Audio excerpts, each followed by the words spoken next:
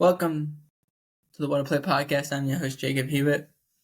Lucas was unable to be here today due to some prior commitments, so I'll be going solo once again. So, in the NFL, when you get to week 9, week 10, that's when people start saying it's halfway through the NFL season. The NFL is in high gear, whatever they term it as. Most teams, they're in a good spot, and then the couple teams, you say, okay, they have no chance to make it, and then they find a way to somehow get back into it because things happen. You don't know how to explain it. The best way to explain it is the unimaginable happen. That could happen. You don't know. You never know. You look at the NFC West. No one expected the NFC West to be 3 teams 4-4, 1 team 4-5, and you're saying the third team cannot be San Francisco. And it is. Somehow. Doesn't make sense. Just is. It's called the NFL. You gotta love it. So let's begin with the Cowboys at Falcons. Falcons were favored by 2.5. They ended up winning the game 27-20. And it's not that Atlanta played horrible. Atlanta actually played really well. Didn't turn the ball over. Had a good offense. But it's more indicative of how the Cowboys play than how Atlanta plays. Okay? Because Kirk Cousins was great. 3 touchdowns. And the run game was awesome. Bijan Robinson had a touchdown. That run game with Robinson and Tyler Algier is just, it's unstoppable. You can't stop it. The offensive line, the defense is a little suspect at times, but they got pressure. The thing that I took mostly from this game was just this Cowboys team is a shell of itself in so many ways. They don't pass block well, they don't run block well. They went against a team that only had 6 sacks the entire year and had 2 sacks in the first quarter. How does that happen? Legit, at one point, Greg Olsen's like, Dak Prescott's running for his life. He's running for his life. There is nothing he's supposed to do. So he's missing simple things. Like he missed one of the wide receivers on an open wheel route early in the game because he's just so scared from this offensive line. They have not protected him. He's pressured on almost every play, and when he's not, he's getting the ball getting in his hand at a very quick pace. Their run game is non-existent. They don't run the ball. They've tried. They can't. They can't do it. It's not like they don't attempt to do it. They can't do it. They absolutely 100% cannot run the football consistently. They will have a drive where they run the ball really well. And then they will have a drive that they can't get anything on the ground. They can't move the guy. They can't move defensive linemen back.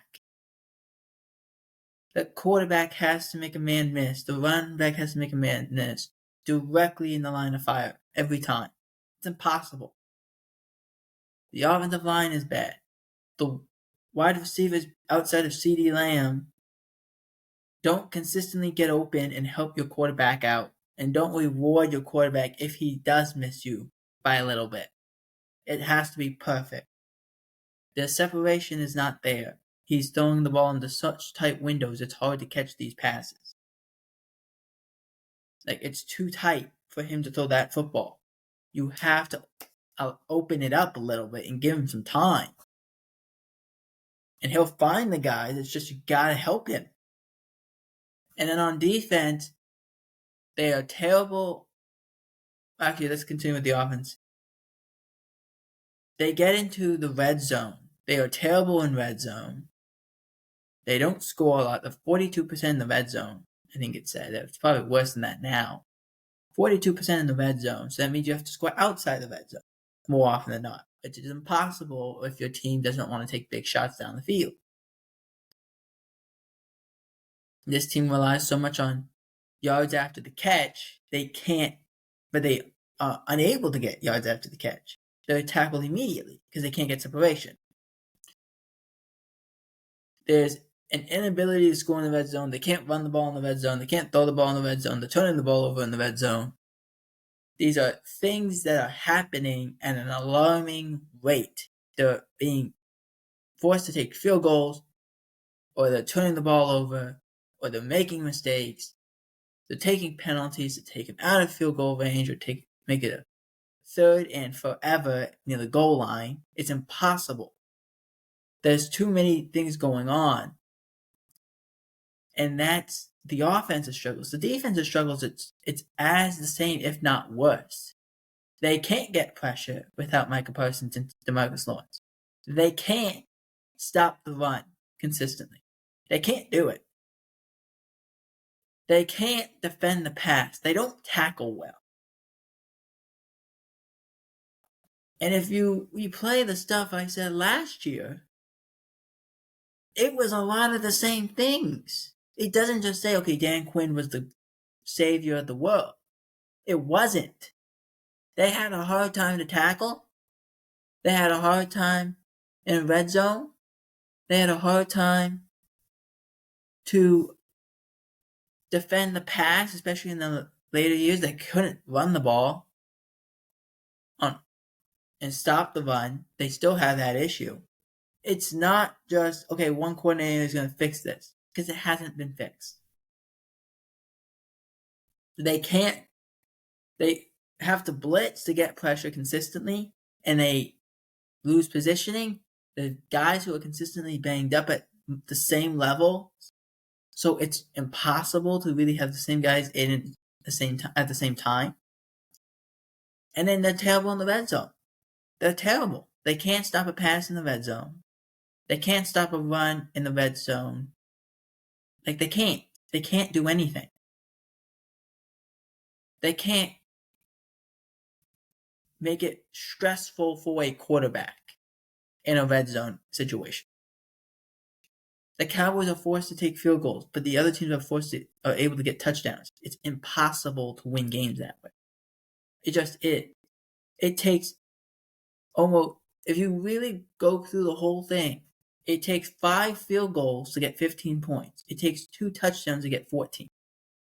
It's not the same. It's just not. If it takes nearly triple the amount of times to score and get 15 points compared to you only need to go score 2 touchdowns and you got 14, it's not the same. You put so much pressure on your offense if you can't stop the other team, and you put so much pressure on your defense if you can't get anything going on offense. It's how it works. It's a symbiotic relationship. And if you can't do your job one way, it's not going to work the other way. It's just not. It won't. There's no explanation that is better than that.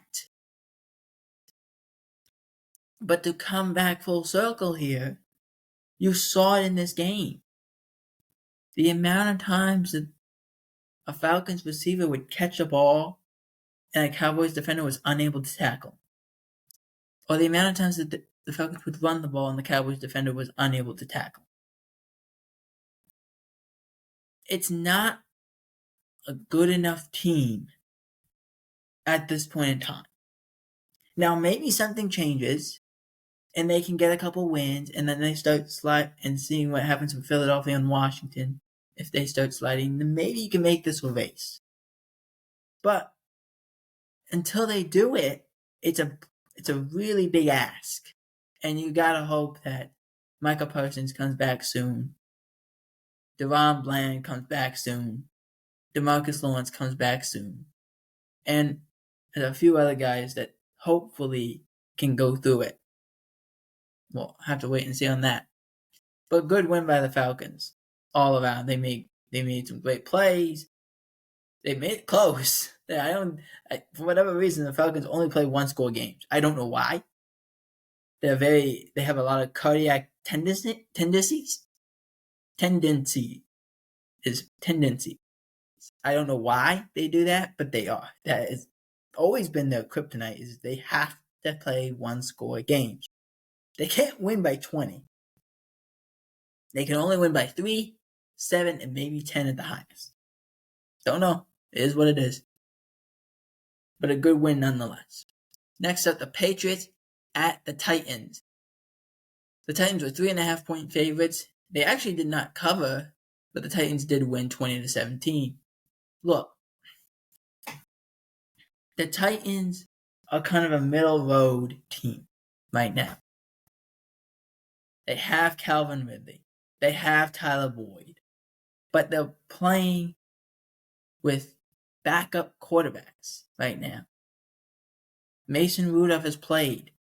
Will Levis is expected to start this week. But at some point, you have to get a much better offense. You have to be able to run the ball better. And they did in this game. Tony Pollard is running his tail off. He's playing great football. He leads the league in yards after contact. Figures. He's done that for his whole career. Yards after contact, he is impossible to tackle. Because he just makes you miss and he makes everybody else miss. It's just that offensive line is so banged up, and they're trying to find who can play right tackle, who can play consistent left tackle. It's a process. We've talked about this. Excuse me. But the Patriots are also in that process, just at a different stage. They're starting anew. They have a new coach. They have a new young rookie quarterback. They have an offensive line, a new offensive line, and young running backs. You're expecting the aches and pains of this. There's going to be a lot of issues. It's okay. Can you find something that makes this work? I think they can. How? Well, with the promise that Drake May shows, and some of the promise of the wide receiver show, it can be a good thing to start. But you have to be willing to play together. And that's something that it takes time. But even in these losses, you're starting to see the Patriots start playing better together. And that's a good thing. They just lost this game. That's just what happens. It's a young team. It's a young team, a young coach. It's a process. Don't worry about it. They gotta get more involved. It's okay. Now, a team that I don't know if they're okay or not is the Denver Broncos. They played the Ravens. The Ravens destroyed everything in their path. They were 41-10 was the score. The Ravens were favored by 9.5. They destroyed the Broncos. And the Broncos' biggest concern was they were top 10 defense. They hadn't played anyone, though. They had played a lot of teams. And I always say this, and I've said this, and you can all recite it. It's the same thing I've said. It's not who you face, but when you face them. Because sometimes it can be an injury, or they have lost a couple games in a row and they're not feeling good about themselves. You can get an edge on them by doing that. Or maybe they're really healthy, or they have won a couple games in a row and they are feeling themselves, and then good things start to happen to them. Football's very mental. It's 90, as the old saying goes, and it's pretty much any sport. The sport is 90% mental, 10% physical. It is what it is. If you believe you will have success, and you are showing that belief is constantly growing, physically, you have to do your part, but mentally, it's all there. And you will be successful. That's how these sports work. The Ravens show they are mentally strong. They will run the ball. They will play great offense. Their defense, I don't know. And we'll get into that a little bit later, but at the time, they played great football. They really did. The Broncos, look, don't take too much out of this, okay? You played a really good team, a really balanced team. They can throw the football. They can run the football. You have Lamar Jackson. They have a lot of eye candy. And what I mean by that is they have a lot of people that are able to do this, and do this. For an example, you have Zay Flowers, a young, fast wide receiver. They brought in Deontay Johnson, a young, fast wide receiver. Nelson Aguilar, not so young, but still really fast. The two tight ends, Likely and Andrews, can both block and both go out for passes. You have basically 3 running backs in the backfield in Derrick Henry, Justice Hill, and Lamar Jackson. They can do whatever they want. They will throw it to the running back. They will throw it deep. They will do this. They will do that. They'll have Lamar run. They'll do this. They'll do this. They find a way to win games because of their formula. Their formula works. Now, the times that they don't win, it's because someone either played really bad or they got away from their formula, which they have done, and they overthink it. Get out of your head. Just go play. Go have some fun and just go play.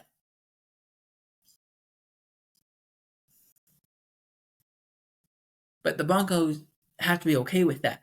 You gotta understand, look, there's a lot going on.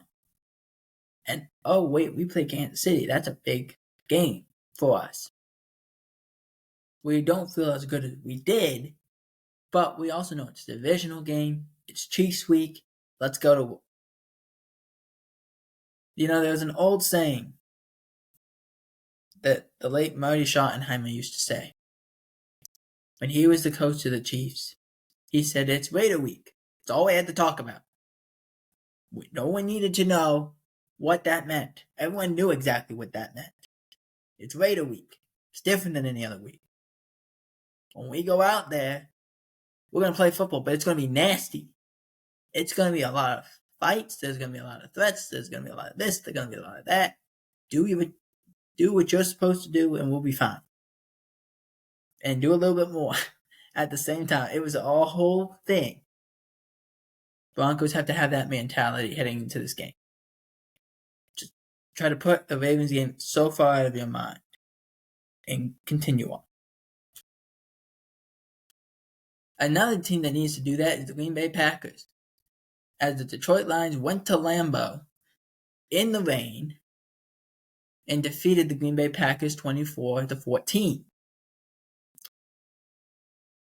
This is the 3rd consecutive win for the Lions at Lambeau. You have to go back to 2022, which was the first win they had. Remember, that game, 2022, they were out of the playoffs. Remember, they started 1-6. They were 1-6 after 7 weeks. Everything was a disaster. They ended up running the table. They get to the last week of the year. They need Seattle to lose, and Seattle ends up winning. And Detroit has nothing to play for, but Green Bay does. If they win, they're in. Remember this? And the players thought, we'll be at the stadium. So we don't know. So they had all the TVs on, and then they see the Seahawks win, and the Lions go and say, well, we could either bench all of our stars. It's not worth it. We're not going to move on. We're not going to go to the playoffs. Or we could go play all our stars and make sure we take them down with us. And that was the turning point. Really, I think that was the turning point of that team. They went from, hey, we had a great season. We got to pack it up, though, and put all the underneath guys on the field instead. We're not going to play our stars. They could have done that, and no one would have held anything against them. They chose the other option. They chose the other option, said, no, yes, we're out of it, but we don't care. We're going to go over there and we're going to beat them. And they did. I mean, they did every trick play in the book. They did hook and ladders. They were running flea flickers. They were doing everything. It's what you do as a good team. And since that time, they have won in Lambeau. You have to go all the way back to 2021, when the last time the Packers beat the Lions in Lambeau. That's a crazy thing to think about. That's insane to think about. But that's how far this team has come. So the point is, you play this game. Jordan Love is banged up. He has a groin issue. He's playing, but he really can't move. It's raining. You can't really throw the football. And then all you start seeing is these running backs start taking over. Montgomery, Gibbs, Jacobs. They're getting 100 yards in the first half. And then the Lions just started playing extreme football. Again, flea flickers, hook and ladders. The nature of this team. It is what it is. It's unreal at times. It's what they do.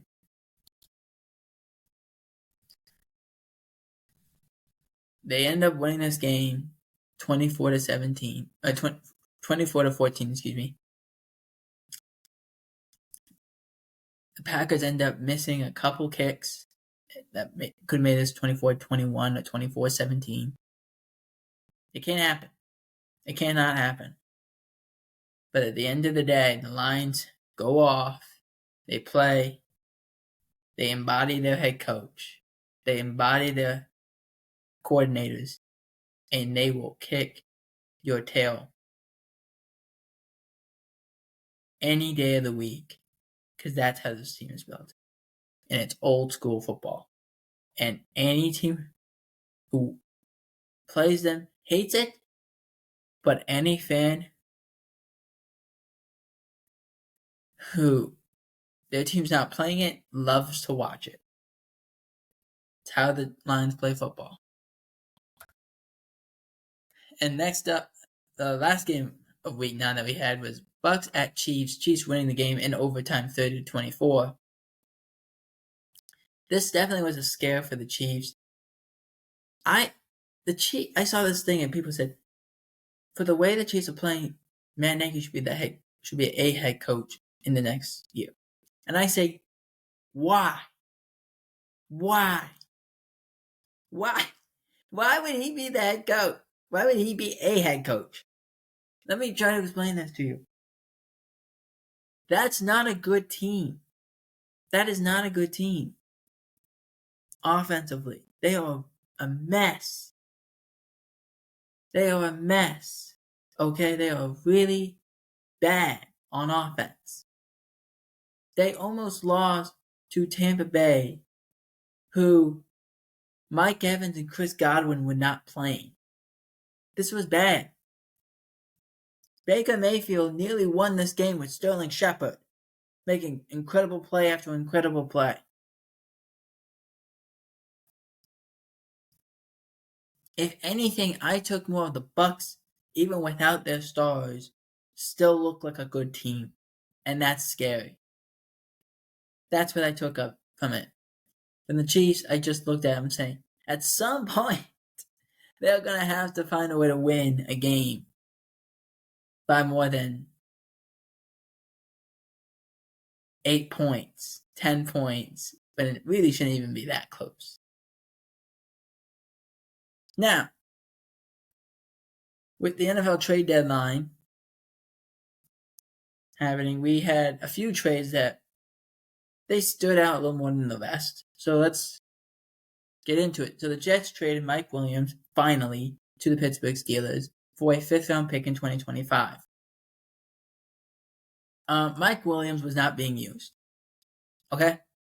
He was the 4th maybe fifth guy with the Jets before Davante Adams got there. Then he became the fourth, fifth, sixth guy or something like that. It was weird. And Malachi Corley was playing ahead of him in the Thursday night game against Houston. I think Mike Williams at this time is better than Malachi Corley, but I digress. Excuse me. So he gets traded to Pittsburgh. I can't deal with everyone saying, "Oh, I'm shocked." Like, no one's shocked by this. We knew this was gonna happen. It wasn't a matter of if; it was a matter of when and where was he going, and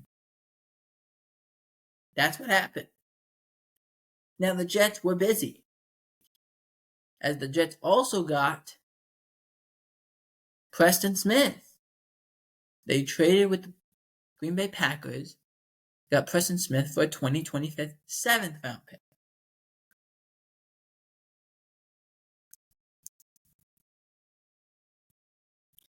Preston Smith wasn't being used, and he had asked for his release, or trade, I should say. And the Packers said, you've been a good soldier, why not? Found the right trade partner, offloaded him, got a pick. Okay. It just happened to be the Steelers. This is what good teams do.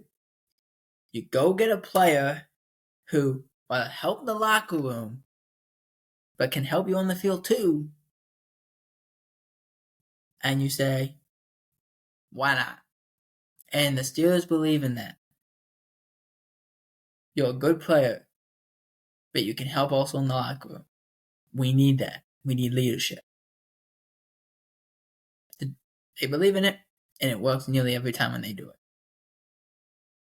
Some teams should follow that kind of logic. I know some teams don't. Now, Preston Smith was not the only Smith traded this week. Actually, on the same day, just earlier in the day, the Browns traded his brother, Zadarius. Zadarius Smith traded along with a 2026 7th round pick to the Lions for a 2025 5th round pick and a 2026 6th round pick. We knew the Lions were looking for help. We also kind of penciled in Zadarius Smith. It was just a matter of when does this trade get done? And it ended up getting done the day of the deadline in the morning. Zadarius Smith is an old country song as it goes. I'm not as good as I once was, but I'm once as good as I ever was. That's kind of what Zadarius Smith is. He's not going to be like the Green Bay guy where he was getting sacks constantly. Yeah, it's not what he is anymore. He'll get sacks. He'll make plays. He's a great run defender. That's really what you need. He's a great run defender. Plus, you get to spurn the Packers and the Vikings and basically at the same time bring in a guy who played for them, who can tell them a lot. Why not? Why not? You felt you were that close to losing the game against Minnesota. Why not? Bring him in. See what happens. Now, a trade, it didn't make a lot of sense. Not because the guy who got traded, but because the pick that he was traded for. The Dallas Cowboys made a trade with the Carolina Panthers as the Panthers traded Jonathan Mingo, a 2022 draft pick, to the Cowboys for a 4th round pick in 2025. Now, when I saw this trade happen, I was alarmed, not because of the player, but because of the pick that they gave up. They could have given him the 6 And that would have been fine. That would have been pretty much what he was going for anyway. He was the 4th, 5th wide receiver of the Panthers, of course, you know? But instead, they go with a 4th. And a lot of people have it in their mind that the Cowboys got fleeced. They got fleeced. And they were. They were fleeced if it doesn't work out. Now, I hope, again, like I said, I said this on the NFL World YouTube channel when it happened on Wednesday. I said it on Rumble. I'll say it here. I'll say it on this podcast. I'll say it wherever you want me to say it. If he plays well and he shuts me up, great. Terrific. I hope he has like 10 catches on Sunday against the Eagles and he scores 3 touchdowns and they win the game because of Jonathan Mingo. I can't wait to see that happen. I want to see that happen. But until it happens, to me, the Cowboys didn't know what they were doing. It was, we have to be the best team. And we have to fix the players that aren't very good right now, but had great traits in college. Or had great traits that we liked coming out of the draft. There used to be a saying from Cowboys people. It was in the 90s, and then it bridged over to about 2007, and then it changed because the Cowboys ended up changing places of where they did their off-season program. But they used to call it Second Chance Valley Ranch. Let me say it again. Second Chance Valley Ranch. Because what they would do is they would go and pick up a player who had some issues either in college or in the pros, but they liked coming out, but just had some issues and brought him in, thinking that would fix the issue. And sometimes it did. The best example is Charles Haley. But that wasn't because he wasn't a good player. That was just because he was crazy. He was a crazy person. It was just, that's just who he is. It's okay. But it's a different kind of person. But that's kind of what the Cowboys have done for the last 20 years. And it has worked a little bit, but it's failed a lot more. And that's kind of what I'm saying here.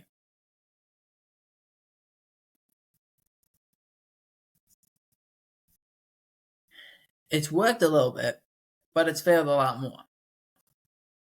That's kind of... Now, maybe they got this right. Maybe they got it right. I hope they did. I hope he shuts me up. I hope he plays great football. I do.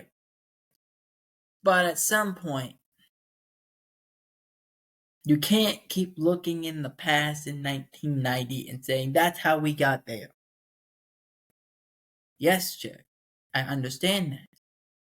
That was also a long time ago. You haven't gotten there in a long time. You have to make adjustments to this plan. These things are outdated a little bit. And the thing that frustrates me about the Cowboys is this too. They'll go in this offseason and they'll look at it and they see Micah needs to be paid. There's a couple other guys we want to keep around. Yet, Dak and CD signed big contracts. We can't afford them. It's not true. It's not true at all.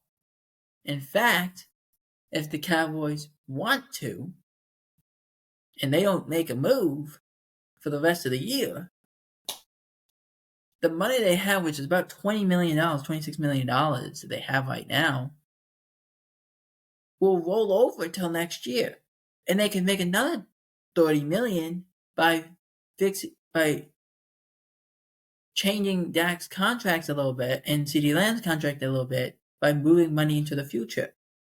And by doing that, they have created $100 million for next year. Whether it's this coaching staff or another coaching staff, they will have $100 million next year. But they're going to go and say, we don't have the money. That's what they're going to do. Because they want people to keep talking about it. And the more and more that we have shows that talk about them, the more and more they say, hey, we're getting our point though. That's all they care about. They care about being a marketing group. There are people, there's 53 people on the players of that team that play every time. There's 55 players play on are active in some way on the team bus to play on a Sunday game. Total of 100 people, consistently 100, maybe even a little over 100 people are there on a Sunday, every Sunday. And yet, we have to listen to Jerry Stephen Jones say, well, we don't have enough money to pay them. Incorrect. And it's an outdated response. It's that simple.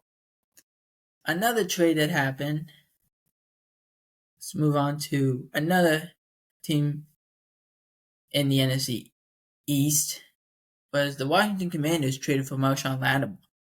The Saints traded Marshawn Lattimore in a 2025 fifth round pick to the Commanders for a 2025 third round pick, fourth round pick, and a sixth round pick. This is a great haul for Marshawn Lattimore. An older guy, still good, skins on the wall, as the old saying would go. But the Commanders also needed a guy. They need some help in that secondary. Bringing him in, very productive guy. It's not a bad thing. He's had a hamstring issue this year, a little bit. So if anything, that's where it goes.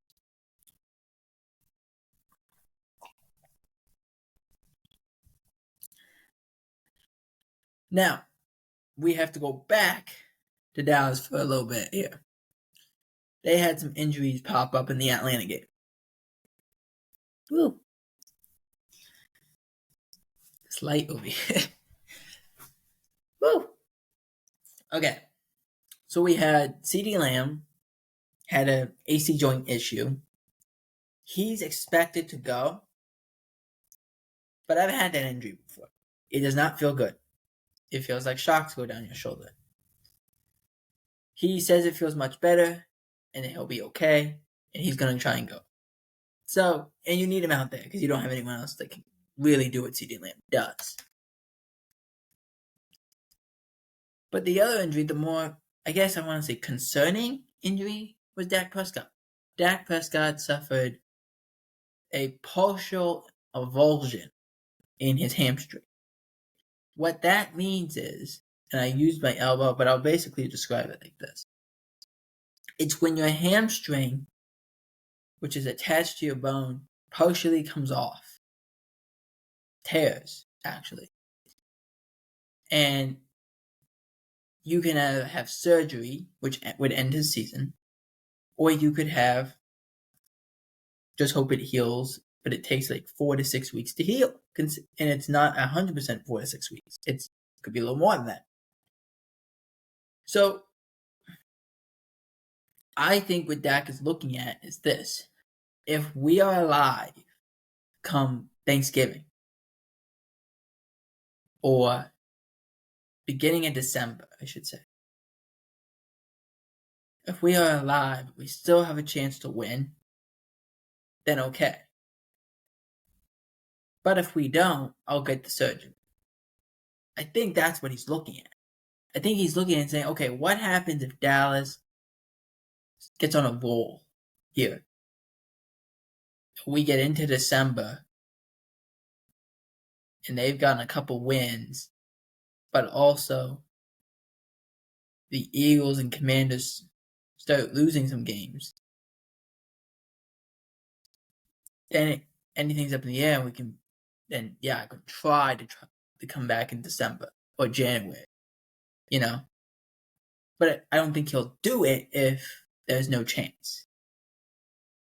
If they are 3-7 before Thanksgiving, no.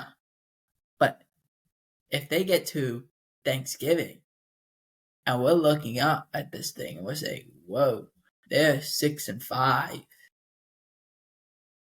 before they play the Giants on Thanksgiving. Maybe. But if they're, and depending on what happens in Washington or in Philadelphia, maybe. You don't know. So it all has to be talked about. All right, an update. I had this written down, but actually, we're going to go a little to the west, to the NFC West specifically, as Kyle Shanahan has said, and I just got a notification saying it. Christian McCaffrey is expected to make his regular season debut against the Tampa Bay Buccaneers. Now remember, he had bilateral Achilles tendonitis, which is like a fancy way of saying your Achilles is inflamed in both of your legs. That's what he has. And the hope is that he'll be fine and he'll be ready to roll. But it kept him out for 10 weeks, or for 9 weeks, I should say. He came back, practiced. He's expected to go against Tampa. Let's see what he can do. Let's see how he helps this offense out. This offense has been kind of up and down. So let's see what he's got. I'm assuming also Jordan Mason does play quite a bit. And we will have predictions in a minute, But I want to bring this up. The last thing was the Panthers, of all the things that have been bad for the Panthers this year, they signed one of the better guys to a long-term contract. As the Panthers extend Chuba Hubbard 4 years, $33.2 million. Last year of his rookie contract, get it done. Just get it done. Don't worry about it. You don't start this contract until next year anyway, so who cares? It was a good move. The Panthers are starting to look up for him a little bit. Sign him, sign Hubbard. Bryce Young has played a little bit better. He's actually going to get the start in Munich. So, why not? See what happens. Against a lonely Giant team, why not? I just want to make sure I get everything. Oh, hang on. Okay. So our first game actually happened on Thursday night, so we'll kind of recap it quickly here. Bengals versus Ravens. Ravens won the game 35-34. The Ravens, I don't know how to describe them, okay? It's like they're not good against the pass, but it's strangely bad. I don't know how to explain these things with the Ravens, to be honest with you. They really struggled. Chase Brown could run the football all night. That's something that they've been really good at defending, and they couldn't really stop Chase Brown. Joe Burrow was running around making plays. He took a lot of hits, but he was running around making plays. And on the final drive, you have him going down the field. Jamar Chase had a history-making night, 264 yards for Jamar Chase. He was all over the place. Joe Burrow, like I said, he took a lot of hits. And Clete Blakeman was very involved. His officiating crew was very involved in this game, especially in the last drive. Except not when they needed to be. I'll get to that in a second. They had a pass interference, I think it was. No, actually, no, it was a hold they had. They had a hold. Marlon Humphrey kind of grabs and throws Yosivash on one play near midfield. And then they had a roughing the passer play, which great job by Joe Burrow. Just get it out there. Just fire it over there and see if he can make a play, and which he did. So there was that. And then there was the play. There was a offsides from Van Noy. He lined up offsides. Then they score. But the 2-point conversion. Now, let me specify what's going on. There's a little cat and mouse. The Bengals, who were aggressive all night, went out there for 2. And we would have all criticized Zach Taylor if he would have kicked the field goal. That you've been aggressive all night. Why are you taking the field goal? Why are you taking the extra point? Now they have a chance to win it with one of the best kickers in NFL history, in Justin Tucker, who had missed an extra point last night.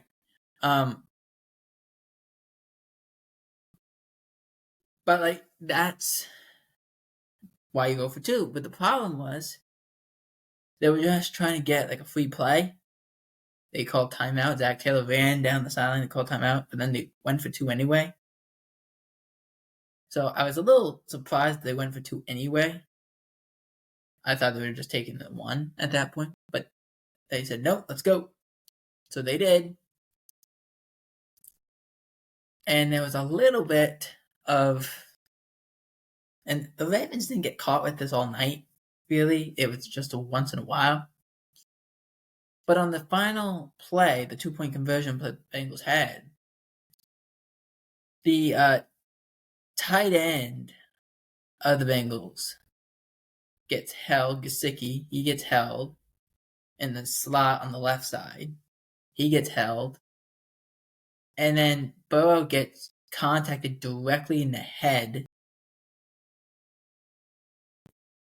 and grabbed in his face mask. So technically they missed 3, but they only counted it as 2. But it was still a miss, and that's what lost the Bengals, I think. So, again, the Ravens get out of this, but at some point, you can't just expect officiating mistakes every week. It's just not going to happen. Too many times we talk about how the Falcons are cardiac as much as they can be. The Ravens are the same way. That if they play a good team, they can be cardiac at times and make a lot of mistakes that you don't expect. And that's a big thing. Next up, in a preview of Week 10, is Patriots at Bears. Bears headed by 6.5. I'm taking the Bears to win this. Bears are just a better team right now. But the pressure that they can instill on a really bad offensive line and a really young quarterback in Drake May, it's going to be overwhelming for a young guy. So I'm going to say the Bears win. Don't know if they cover or not, but Bears do cover, in fact, but Bears win. I'm going to say 24-10. 24-10. Next up, Broncos versus Chiefs. Chiefs favored by 8. If there's any game that the Chiefs may lose, it might be this one. Because the Broncos are going to be ready to roll. And I don't know how this Chiefs offense is going to look. You had a lot go your way in the Tampa game. Now you're at home again against a division rival. This is going to be tough. I'm going to take the Broncos only because I question this offense of the Chiefs. I question it. If it doesn't show up soon, it may not show up at all. And it took till last year, remember, for the last week of the regular season for them to really show up. So I'm going to take the Broncos to win. Strange game though, 24-22, just because these two teams, that's kind of how they operate. Next up, 49ers at Bucks. Bucks get +6. I'm taking the Niners. CMC is back. Christian McCaffrey is ready to roll. Hopefully that fixes the offense. Defense is still, we don't know, but I'm going to take the Niners. In a strange game, I think, 28-24 Niners. Next up, Eagles at Cowboys. +7 for the Cowboys. Backup quarterback in Cooper Rush. Potentially Trey Lance playing.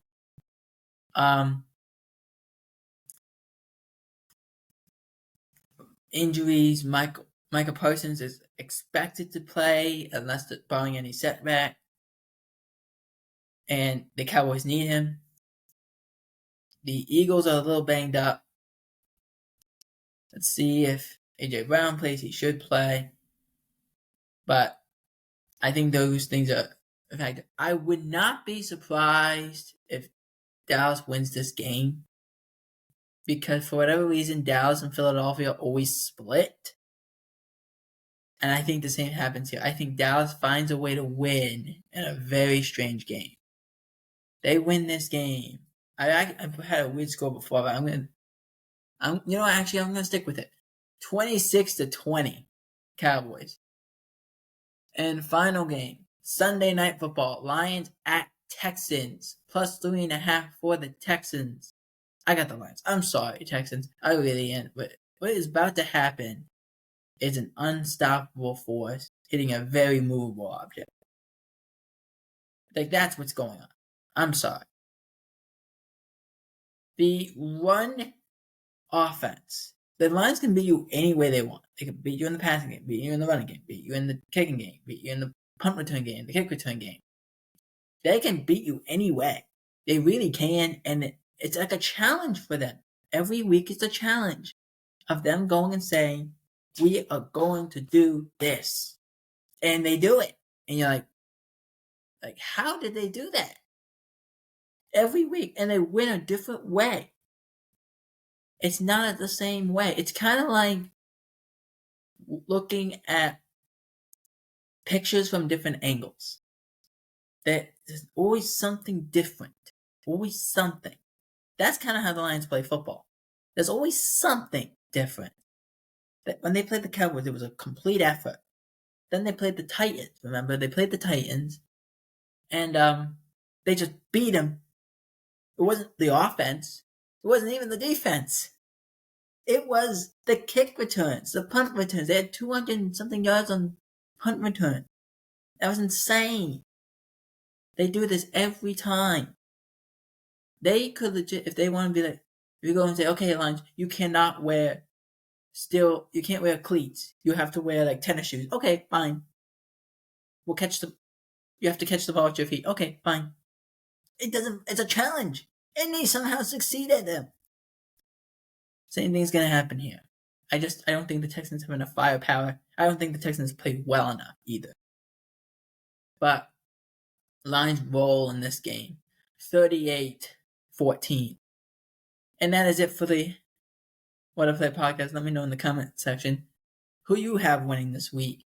And also, who is your NFL? Who is the leader? Who's the best team in the NFL this year? And put it in the comment section. For NFL World and for the What I Play podcast, I am Jake Beaver. Out.